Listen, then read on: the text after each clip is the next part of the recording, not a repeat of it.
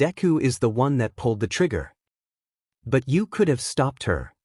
You could have just told him what he wanted to hear. You played with her lives like she was meant nothing. Kaminari gritted his teeth and charged at Katsuki as he delivered a strong punch, once more slamming him into the pillar behind the wall. All the students and teachers were watching as they were trying to put a stop to it. Kaminari, that's enough. Kirishima pulled Kaminari off Bakugo, holding him in his arms so he wouldn't attempt to punch him again. Look at him. He doesn't even feel remorse or anything. He's gonna play with all of our lives. Kaminari lies breathless as the electric quirk user continues to hurl and scream before he is pulled away by Aizawa-sensei, who placed his hand over to his shoulder and continued to scream at Bakugo. It took midnight to fully sedate him with her quirk before ectoplasm brought him to Recovery Girl's office to check for any signs of trauma. It's possible that he suffered a trauma shock or PTSD from Jiru's death.